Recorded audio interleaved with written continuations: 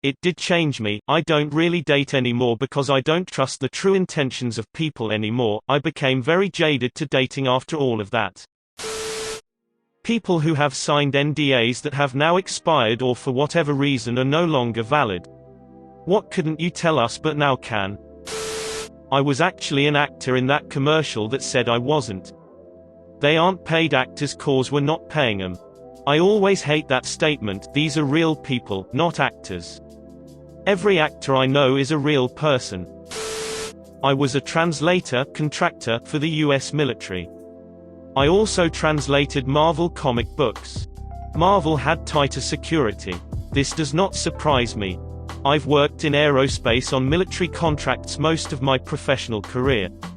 The most restrictive NDA I've had to sign was for a candy bagging machine for a candy company. Sony got hacked over that North Korea movie, because of a 5-year-old account they didn't delete or monitor from an ex-employee. My company forgot to remove my credentials to their investors' website when I left. Only like 5 people in the company had access to the site because it had people names, addresses, SSNs, credit scores, etc. Over 400,000 people. Like 3 years later I was working for a competitor that had the same client. I accidentally logged in with my old company's credentials and they worked. Someone really dropped the ball there. Had to sign an NDA for a secure shipment that came into a building I ran security at. Shipment came in at 2 a.m. unmarked transit van. 2 guys had to verify the biometrics and give me the correct password, then was required to deactivate the cameras on the floors along the travel routes they took inside the building. And wipe the footage of them entering and leaving. Long play videotapes so easy to oops tape got chewed. They unpacked a set of vases, and trundled off to put them in a private vault. Don't know what was in them, but I've seen less security for pallets of precious metal bullion. 15 years in the industry and this is one story that I'll always remember. Mini Cooper BMW replaced our car because the high-pressure fuel pump failed 6 times within 6 months. However, the recorded reason for the replacement of the car was because of stained interior from dirty mechanic hands, so it wasn't replaced via the Lemon Law. A new car built by my company leaves somewhere traveling at 60 miles per hour. The rear differential locks up. The car crashes and burns with everyone trapped inside. Now, should we initiate a recall? Take the number of vehicles in the field, A, multiply by the probable rate of failure, B, multiply by the average out-of-court settlement, C. A times B times C equals X. If X is less than the cost of a recall, we don't do one. In 1990, I signed an NDA at Chili's when they showed me how to make the new Awesome Blossom. No other restaurant in town had anything like it and it was hugely popular at the time. Kraft Macaroni and Cheese are coming out with a more modern and upscale version to expand their market from lower-income folks to higher-income folks. It is almost entirely the same product as the 69 blue box, but will have a lighter, less orangey color. They will be sold as shells, and not macaroni. The box will be shaped differently, and it will go for $2.50 or more. Stated to be released by 1995. Dell closed all of their in-person kiosk locations in order to get the money to fire the CEO they put in, because no one bothered vetting his contract. This allowed him to adjust his own pay rate to whatever he wanted, and could only be fired with a $40 million golden parachute bonus. So the choice was to either come up with $40 million ASAP to fire him, or go completely bankrupt the very next pay period. So yeah, Dell was almost bankrupted within a single week due to a pirate CEO. That has to be an urban legend. There are laws specifically designed to protect against people sneaking wacky clauses into contracts.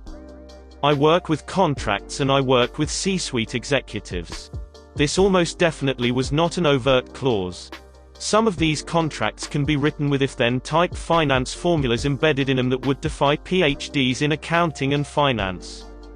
I can imagine this if he had a section permitting him to make certain decisions based on such a formula that no one vetted, which permitted his incentive package to balloon, or accelerate according to a particular formula and based on a certain set of triggers.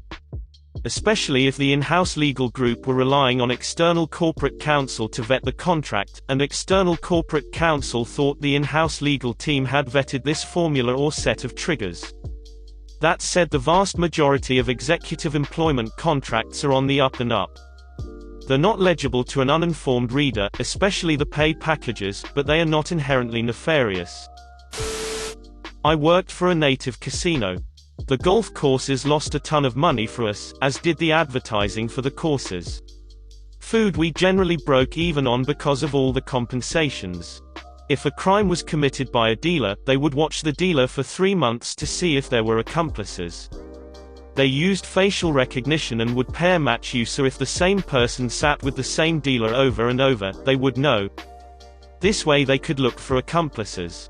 Then when they busted you, they would sit you down and make you watch a video of you breaking the law. They did this because they wanted you to plead guilty as opposed to an expensive trial. I signed an NDA to waitress at a local family-owned restaurant. The owner was nuts, definitely had a severe personality disorder, and was worried about his recipes getting leaked. The restaurant is dead now, and his secret recipes consisted almost solely of frozen packaged food. Edit, guys. Stop trying to guess what restaurant it is. You never will. There are millions of family-owned places with crazy bosses that go under. You don't know the place, and I'm not gonna tell you. Also, Mr. Krabs pays his employees enough to own houses and pets. I wish I worked for him. Google doesn't hire direct support employees, they open small projects in the US, hire up to 250 contract employees of varying support positions for the project. Once they get the stats needed to run everything efficiently, they have mass layoffs, and outsource their jobs to a country, Philippines, India, that's willing to accept much less than their US counterpart. At the same time, Google rakes in a huge tax cut because they're creating jobs in the local communities. My ex used to work for Google Fiber, which I think is Google Wi-Fi or something. I'm not sure because it's unavailable in our region. He worked there for about a year, and towards the end the layoffs began. They were all contracted employees who were outsourced from some outside company and were only signed on to Google if they were great. My ex was there 40+ hours every week, made great reviews, and didn't get his contract renewed. He convinced them to sign him into the outsource company again.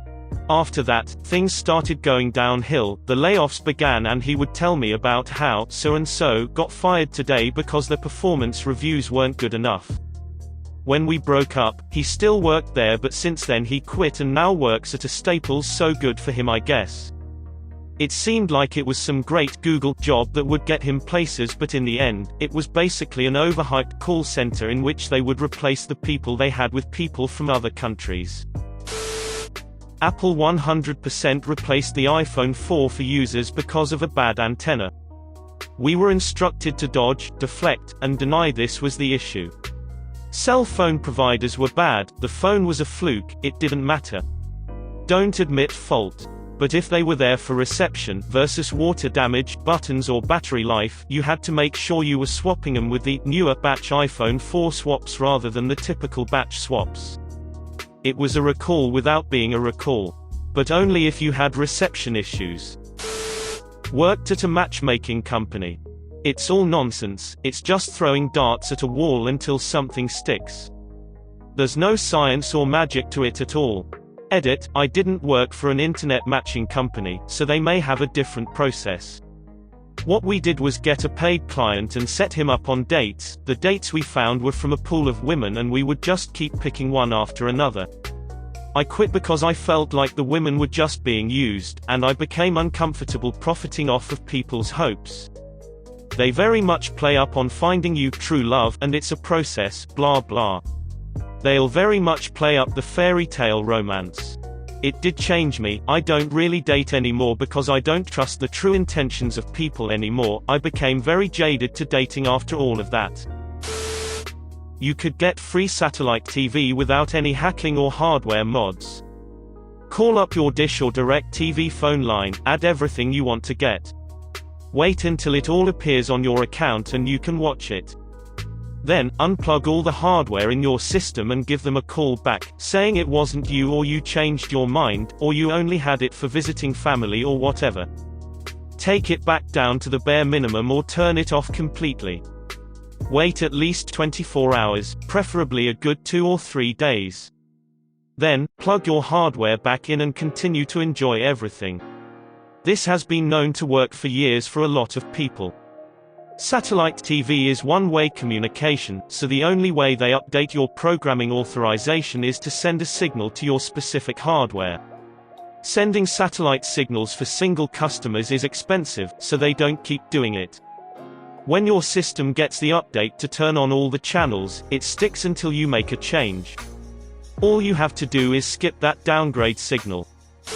Like and subscribe for more funny, interesting, and scary r/ask Reddit videos.